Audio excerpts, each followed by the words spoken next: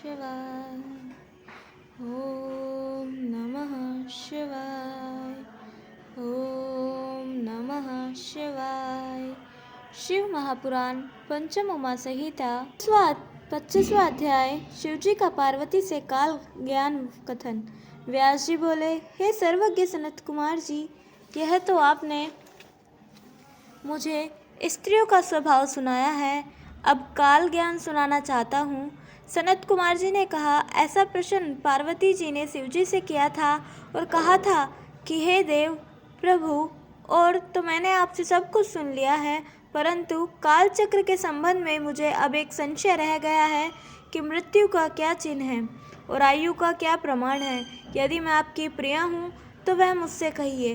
तब देवी के इस प्रकार पूछने पर शिवजी ने कहा, हे प्रिय, हे देवीशी, इस संबंध में मैं तुमसे उस सत्य शास्त्र का वर्णन करता हूँ जिससे कि मनुष्य के काल, दिन, पक्ष, महीना, ऋतु, अयन, वत्सर आदि बाहर या भीतरी, स्थूल या सूक्ष्म चिन्हों से मृत्यु के चिन्ह जाने जाते हैं। हे प्रिय, यदि असकमात शरीर चारों ओर से पीला और ऊपर से लाल हो जाए तो यह जानो कि उसकी मृत्यु 6 महीने के भीतर हो जाएगी, और जब मुख, कान, आँख, जीभ बंध जाए तो भी 6 महीने के भीतर ही मृत्यु हो जाती है।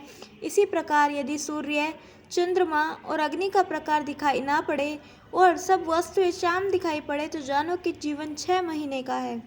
जिसका बाया हाथ 7 दिन तक फड़कता रहे तो उसका जीवन 1 महीना शेष रहता है। जिसके सब गात्रों का उन्मिलन हो और तालु सूख जाता हो तो वह भी 1 ही महीना जीता है। त्रिदोष अर्थात वात, पित्त, कफ से जिसकी नासिका बहती हो और मुख तथा कंठ सूख जाए तो जानो कि वह 6 महीने में ही मर जाएगा। हे देवीशी, और भी सुनो, जिसे अपनी छाया सिर सहित दिखाई पड़े या बिल्कुल ही ना दिखाई पड़े तो वह 1 महीना भी जी नहीं सकता। हे पार्वती, यह तो अंग संबंधी मृत्यु के चिन्ह है। अब बाहरी चिन्हों को सुनो। जब चंद्र और सूर्य मंडल किरणों से हीन दिखाई पड़े अर्थात तारागण ना दिख सके तो वह भी 1 ही महीना जीता है।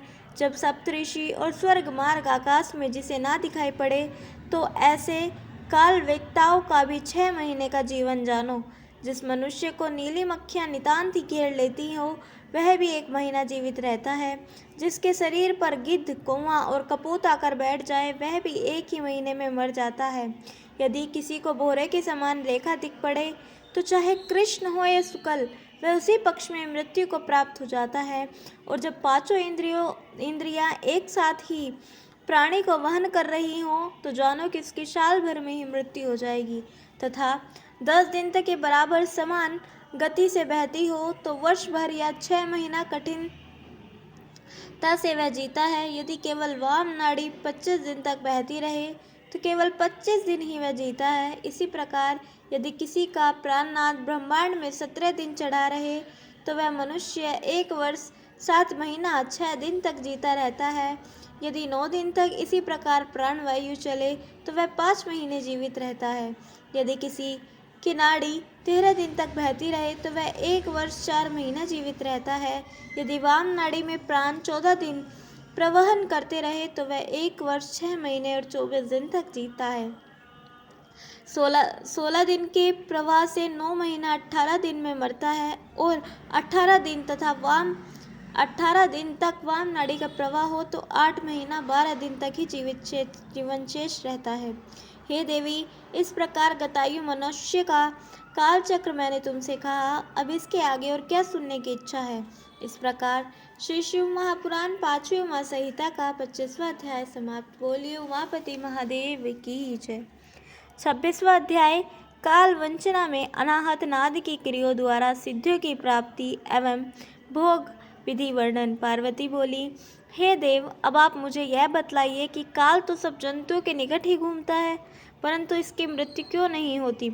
शिवजी बोले, हे देवी सुनो, सब जीवों का यह पंच भौतिक शरीर जो पृथ्वी, जल, तेज, वायु और आकाश से बना है तो वे आकाश ही इन सब में व्याप्त हैं और स्थित है। अब उसी में विलीन होते हैं और फिर आकाश से ही उत्पन्न होते हैं, जिसे ज्ञानी जन तप और मंत्रों के बल से पूर्णतया जानते हैं, इसमें संदेह नहीं है। यह सुनकर देवी ने कहा, हे प्रभु, आप तो काल के भी संहर्ता हैं, इसलिए आप यह बतलाइए कि जब आपने काल मार दिया तब वह मर कर भस्म हो गया। उसको आपने कृपा कर देखा तो वह उठ खड़ा हुआ।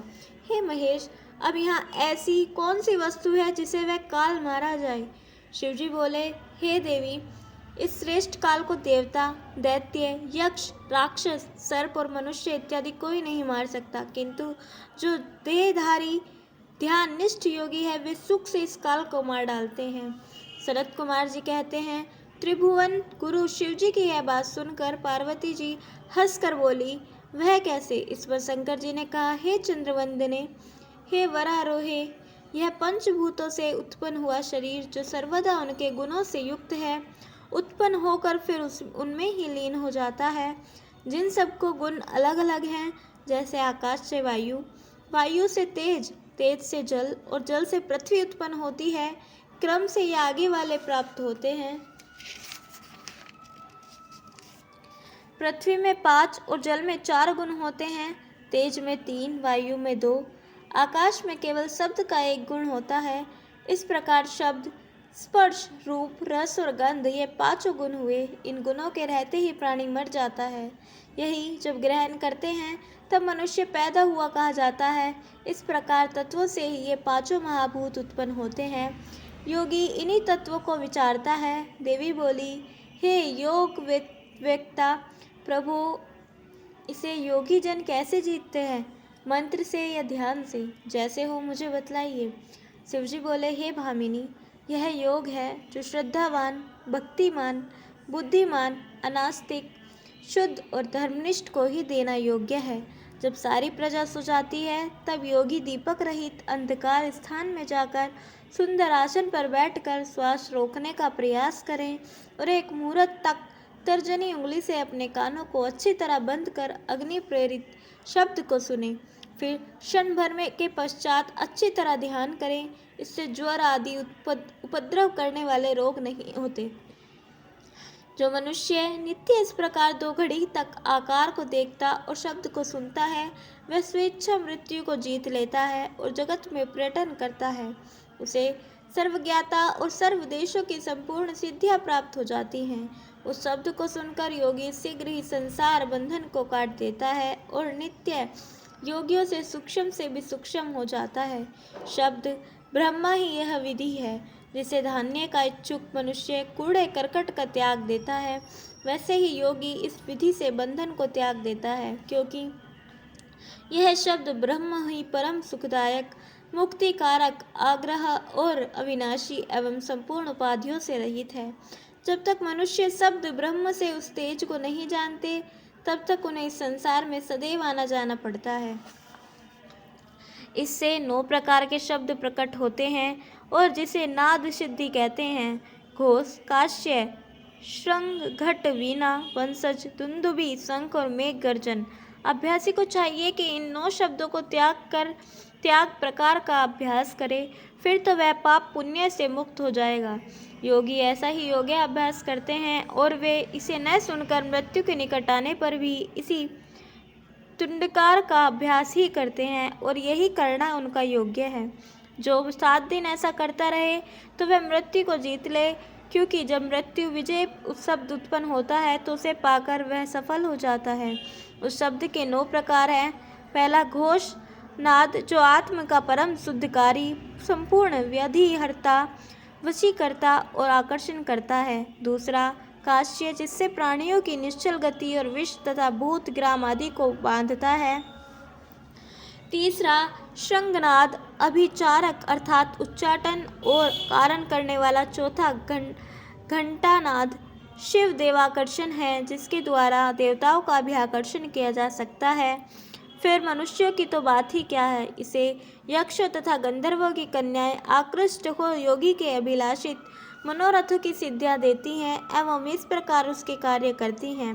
पंचम वीणानाद है, जिसे कि योगी सर्वदा सुनता हुआ दूरदर्शिता को प्राप्त करता है और वंदनाद से उसके सारे तत्व प्राप्त होते हैं। तथा दुंदुभि से जरा और मृत्यु से छूट जाता है। इस प्रकार शंखनाद से काम रूप की प्राप्ति होती और मेघनाद से योगी की विपत्तियां शांत होती हैं। इस प्रकार जो नित्य ध्यान व्यस्तित हो तुंडकार को सुनता है, उसकी समस्त इच्छाएं पूर्ण होती हैं।